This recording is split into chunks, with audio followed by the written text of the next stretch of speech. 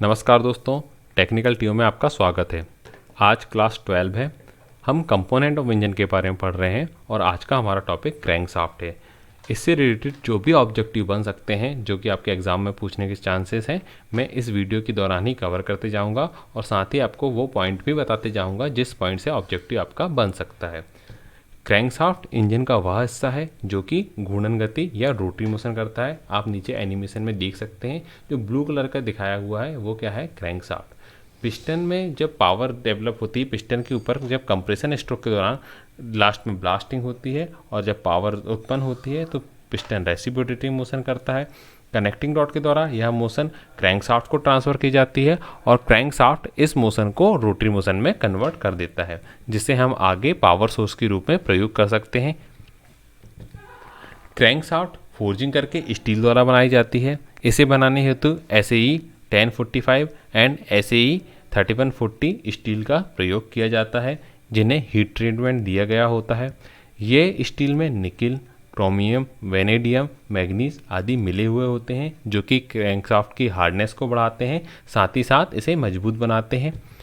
आजकल जो क्रैंकशाफ्ट है वो कास्टिंग द्वारा भी तैयारी की जाते हैं। अब आपको यहाँ से क्वेश्चन पूछ सकता है कि यदि क्रैंकशाफ्ट की कास्टिंग होती है तो विधि कौन सी होती है। तो जो क्रैंकशाफ्ट है उसे सेल मोल्डिंग द्वारा कास्ट किया जाता है। यदि क्रैंकशाफ्ट की कास्टिंग की जाएगी तो सेल मोल्डिंग विधि का प्रयोग किया जाता है।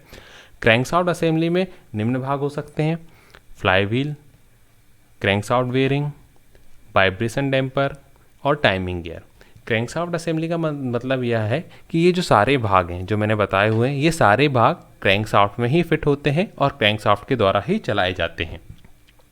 क्रैंकशाफ्ट की हम बनावट की बात करें तो इसे हम 5 भागों में बांट सकते हैं: main journal, crank pin, crank web, counter weight, oil hole. आप देखिए डायग्राम में ये जो हिस्सा है, ये जो आपको जो राइट में जो इमेज दिख रही है, इसमें ये वाला हिस्सा मैन जर्नल है। इस इमेज में देखें तो ये मैन जर्नल है। जो बीच वाला जो एकदम समानांतर रेखा में गया होगा, सीधा सीधा जो अक्ष गया हुआ है, वो उसमें क्या होते हैं, मैन जर्नल बने होते हैं। जैसे आप देख सकते हैं ये मैन जर्नल बने हुए, लगातार मैन जर्नल बने हुए। सेकेंड होता है क्रैंक पिन। क्रैंक पिन वह हिस्सा है जहाँ पे आपकी कनेक्टिंग रॉड का बिग एंड आके फिट होता है। क्रैंक वेव वाला हिस्सा, इन दोनों के बीच का हिस्सा जो है क्रैंक वेव है। काउंटर वेट क्रैंक पिन के ठीक विपरीत में होते हैं और ऑयल होल जो कि ऑयल की सप्लाई के लिए बनाए गए होते हैं। अब इनका हम विस्तार में अध्ययन करेंगे। मैन जर्नल जो होता है उसी के थ्रू, मतलब मैन जर्नल के अक्ष पे ही क्रैंकशाफ्ट आपकी घूर्णन गति करती है। ठीक है, आप देख सकते हैं ये मैन जर्नल दिखाया हुआ है। ये जो बीच में बना हुआ है मैन जर्नल है, जो कि बेरिंग के द्वारा, जो मैन बेरिंग के द्वारा क्रैंक केस में सपोर्टेड होता है। ये क्रैंक केस में लगा हुआ होता है। मैन जर्नल की संख्या सिलेंडर की संख्या से एक अधिक या एक कम हो सकती है, या यह इंजन के डिज़ाइन पे भी डिपेंड करती है। जैसे अगर हम इनलाइन 4 सिलेंडर इंजन की बात करें तो सिलेंडर की संख्या 4 है, तो जो मैन जर्नल है उसकी संख्या या तो 3 होगी या तो 5 हो सकती है। और V8 इंजन है तो उसकी डिज़ाइन के अनुसार भी मैन जर्नल की संख्या आपकी हो सकती है। क्रैंक पिन की बात करें तो क्रैंक पिन जैसा मैंने बताया था वह भाग है जहाँ पे कनेक्टिंग रॉड का बिग एंड आके फिट होता है। तो ये आप देख सकते हैं, ये जो हिस्सा है आपका, ये जो बने हुए हैं पॉइंटर, जहाँ मैं पॉइंटर कर रहा हूँ आप वहाँ ध्यान दीजिए, ये क्या है, क्रैंक पिन है। ठीक है, इन्हीं में इन्हीं में कनेक्टिंग रॉड का बिग एंड आके फिट होता है। क्रैंक पिन के सेंटर लाइन, मतलब ये क्रैंक पिन का सेंटर लाइन हुआ और ये हुआ आपका मैन जर्नल का सेंटर लाइन। इन दोनों के बीच की दूरी, ये जो दूरी कहलाती है, इसे हम क्रैंक थ्रो कहते हैं। आपको बहुत ध्यान से समझना है इस चीज़ को। ये आपको ऑब्जेक्टिव पूछता है, सीधी सीधी आपसे ये पूछता है क्रैंक थ्रो निम्न में से कहलाएगा और आपको डेफिनेशन दी रहेगी। ठीक है, तो क्या होता है, ये जो मैन जर्नल है, ये मैन जर्नल की सेंटर लाइन और क्रैंक पिन की सेंटर लाइन, इन दोनों के बीच की दूरी क्रैंक थ्रो कहलाती है। और दूसरी चीज़ आपको यह याद रखना है कि यह स्ट्रोक की लेंथ की सीधी सीधी आधी होती है। यदि अगर हम बात करें, जैसे अगर 10 सेंटीमीटर का स्ट्रोक लेंथ है तो यह कितना होगा, 5 सेंटीमीटर की आपकी क्रैंक थ्रो कहलाएगी। ठीक है, क्रैंक वेव जो हिस्सा है वो कनेक्टिंग रॉड जो क्रैंक पिन और मैन जर्नल, इन दोनों के बीच का जो हिस्सा है, ये जो आप देख सकते हैं, ये क्या कहलाता है, क्रैंक वेव। मतलब यह क्रैंक पिन को सपोर्ट करता है।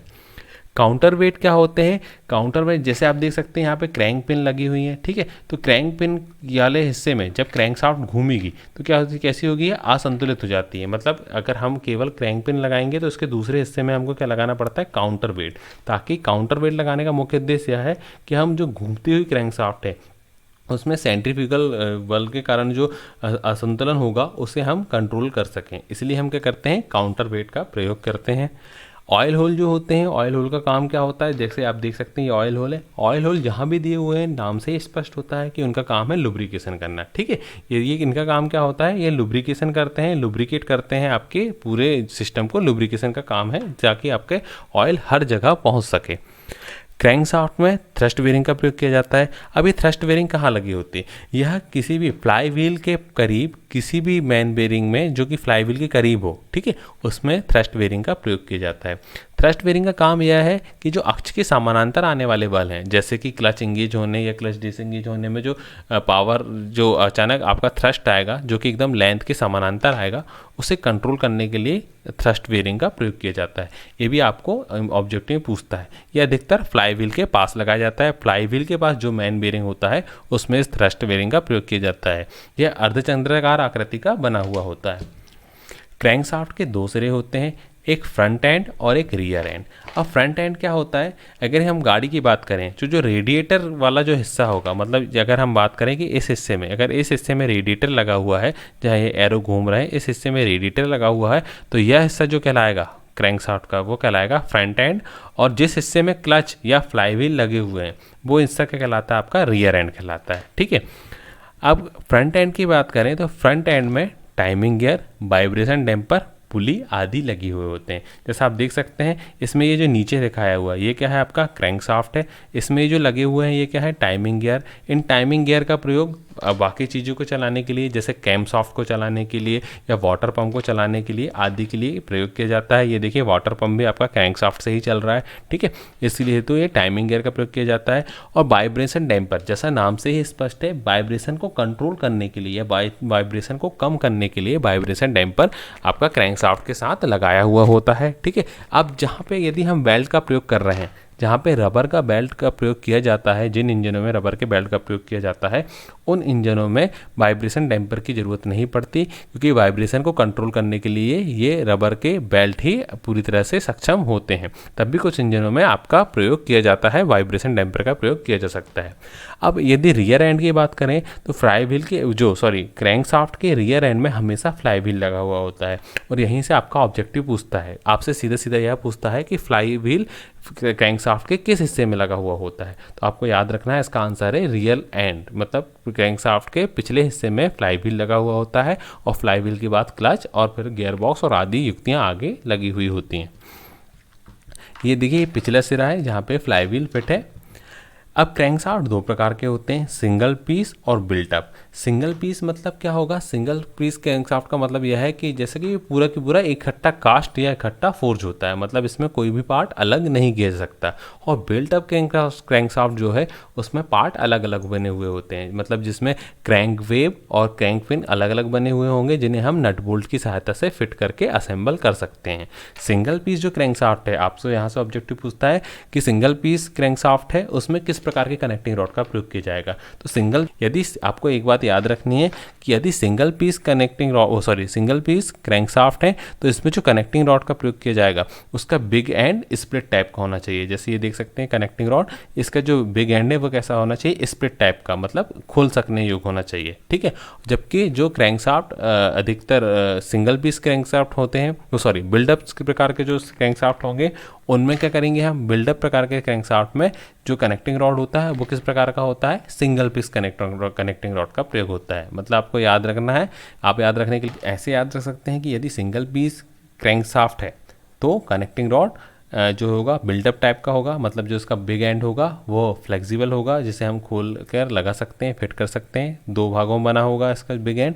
और जो बिल्डअप प्रकार का क्रैंकशाफ्ट है उसमें जो कनेक्टिंग रॉड होगा वो सिंगल पीस प्रकार का होगा, जैसा कि आप इमेज में देख सकते हैं। ठीक है, अब साथ ही साथ इसमें दो चीज़ें और क्वेश्चन पूछता है आपसे कनेक्टिंग जो क्रैंकशाफ्ट में, दो क्वेश्चन और बनते हैं आपको कि इसके इंस्पेक्शन किस प्रकार से की जाती है। तो जो कनेक्टिंग रॉड है, क्रैंकशाफ्ट जो है, क्रैंकशाफ्ट में अधिकतर जो क्रैंक पिन और आपका मैन जनरल, इनमें घिसाव हो जाता है। तो आपको याद रखना है कि यदि क्रैंक पिन या मैन जनरल का घिसाव 0.04 मिलीमीटर से अधिक हो चुका है तो हमें इन्हें बदलना पड़ेगा। मतलब इनका घिसाव 0.04 मिलीमीटर से ज़्यादा नहीं होना चाहिए।